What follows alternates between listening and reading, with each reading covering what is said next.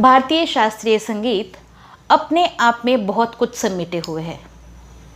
इसकी कोई सीमाएं नहीं हैं और ये हमें जोड़ता है हमारी आत्मा से, साथ ही हमारे संस्कारों से। संगीत की अपनी एक भाषा है, या यूँ कह लीजिए कि संगीत खुद में ही एक भाषा का काम करता है। संगीत को समझने के लिए बहुत ज़रूरी है संगीत को पढ़ना, क्योंकि संगीत की जो चीज़ें हैं उनको समझने के लिए हमें संगीत के स्तंभों को समझना बहुत ज़रूरी है। जो उसके बेसिक एलिमेंट्स हैं उनको समझना बहुत ज़रूरी है। संगीत के बहुत सारे रूप हैं और वो हर रूप में हमसे जुड़ा हुआ है, हमारे संस्कारों में, हमारे रोज़मर्रा की ज़िंदगी में। अगर हम संस्कारों की ही बात करें तो बच्चे के जन्म से लेकर मृत्यु तक के जो संस्कार हैं उनमें हर जगह संगीत है। रोज़मर्रा की ज़िंदगी की बात करें तो बहुत सारी बातें ऐसी हैं जिनमें संगीत है, बस ज़रूरत होती है उनको समझने की और उनको सीखने की।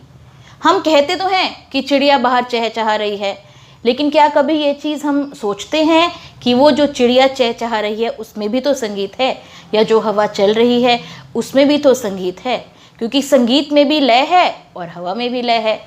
नमस्कार दोस्तों, मैं डॉक्टर ऋचा आप सबका हार्दिक स्वागत करती हूँ अपने चैनल म्यूज़िक वाइब्स कैफ़े में।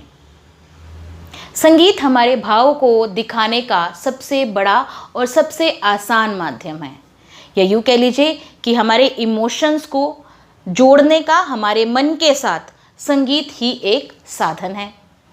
और साथ ही साथ अगर हम संगीत में ताल पद्धति की भी बात करें तो वो हमें मैथ्स के साथ यानी गणित के साथ जोड़ती है।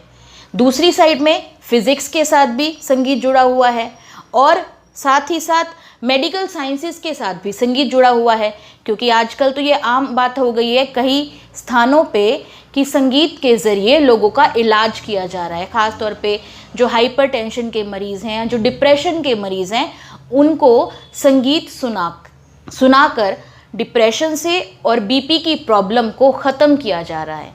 अक्सर क्या होता है, जो आजकल का माहौल है उसको देखते हुए लोग आइसोलेशन में जब लोग रहते हैं अकेले, अगर हम आजकल के माहौल की ही बात करें तो जो व्यक्ति कोरोना जैसी बीमारी से जूझ रहा है, जिसको आइसोलेट कर दिया गया है, अकेला कर दिया गया है, तो दोस्तों मेरे नज़रिए में अगर हम संगीत के साथ हैं तो हम कभी भी अकेले नहीं होते, हम कभी भी आइसोलेट नहीं होते।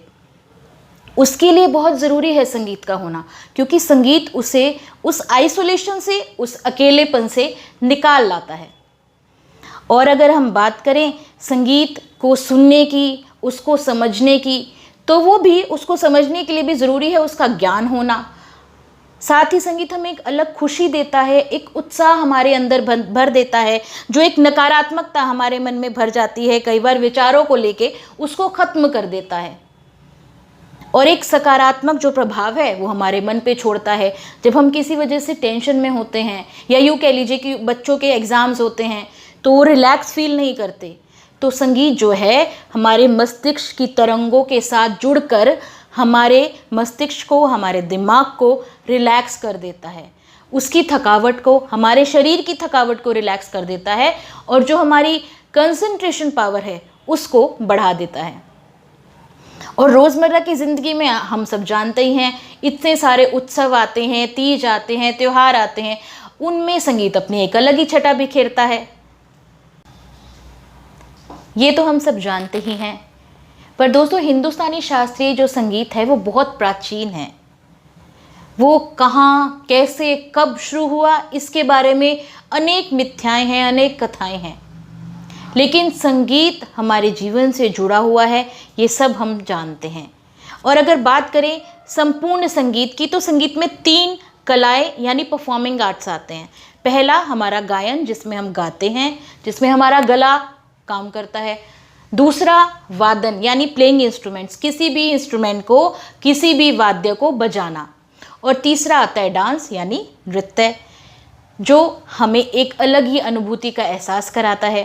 दोस्तों हिंदुस्तानी शास्त्रीय संगीत सामवेद के अंदर सारा कुछ दे रखा है। अगर ये बात कही जाए कि सामवेद संगीत का ही ग्रंथ है तो ये गलत नहीं होगा, क्योंकि उसके अंदर जो ऋचाओं का समूह है वो सब संगीत में है।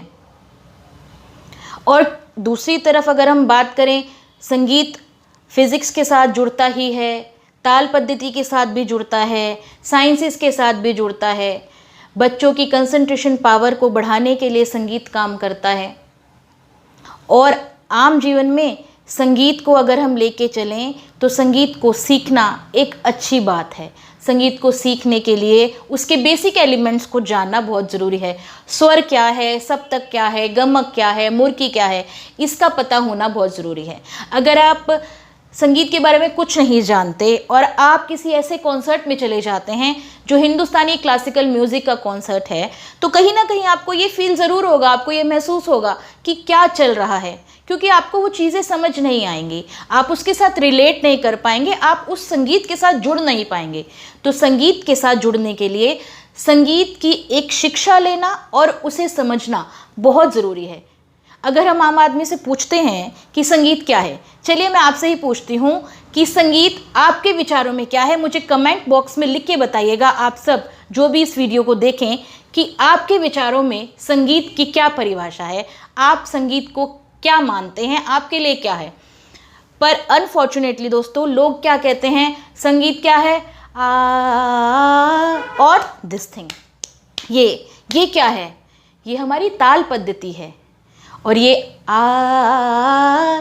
आकार है, ये हमारे संगीत के स्तंभ है। ताल के बिना संगीत अधूरा है, और ये आकार संगीत को खूबसूरती अलंकृत करता है। जैसे एक स्त्री को आभूषण अलंकृत करते हैं, उसी तरह से संगीत को ये अलंकार जो हैं, ये आकार जो है, तराना है, ये सब संगीत को अलंकृत करते हैं।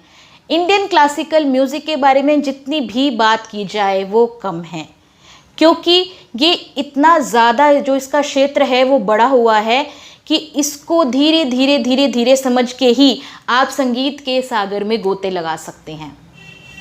अब अगर हम बात करें कंसंट्रेशन पावर की या किसी भी चीज़ से निकलने की, आजकल का जो माहौल चल रहा है उसमें कई बार व्यक्ति बहुत ज़्यादा टेंशन में आ जाते हैं। लेकिन दोस्तों, अपने आप को उस टेंशन से उभारने के लिए संगीत सबसे अच्छा माध्यम है। संगीत के ज़रिए उसको सुन के आप बहुत आसानी से अपनी चिंताओं से मुक्त हो सकते हैं, अपने दिमाग को रिलैक्स कर सकते हैं। और ये हम सब जानते हैं कि जब हम अच्छा संगीत सुनते हैं तो हम खुश होते हैं। इवन अगर हम कभी दुखी भी होते हैं, संगीत सुनते भी हैं, सैड सॉन्ग इसे सुनते हैं। फॉर एग्जाम्पल, अगर हम दुखी हैं और हम सैड सॉन्ग सुन रहे हैं, लेकिन उसके बाद भी हमारा मूड अच्छा हो जाता है, क्योंकि संगीत हमें एक आत्मिक शांति प्रदान करता है। ये यूँ कह लीजिए, music is a medicine of our soul, और ये बिल्कुल ठीक बात है। तो दोस्तों, इस वीडियो सीरीज़ के थ्रू जो मेरा एम है, जो मेरा आपको सिखाने का जो लक्ष्य है, वो यही है कि मैं बहुत ही सिंपल वे से, बहुत ही सादे तरीके से आपको संगीत के बारे में बता पाऊँ, आपको ये बता पाऊँ संगीत क्या है, क्या सप्तक है, क्या स्वर हैं, क्या अलंकार हैं, ताकि आप उसके साथ जुड़ पाएँ और उसको समझ पाएँ। तो इसीलिए हमारे अगले वीडियोस को देखते रहिए। जो नेक्स्ट वीडियो है उसमें हम बात करेंगे संगीत के बेसिक एलिमेंट्स के बारे में, उसके आधारभूत जो आधार हैं संगीत का, उनके बारे में। तो इसलिए हमारी ये वीडियो सीरीज़ देखते रहिए, खुश रहिए, हंसते रहिए, मुस्कुराते रहिए और स्वस्थ रहिए। नमस्कार।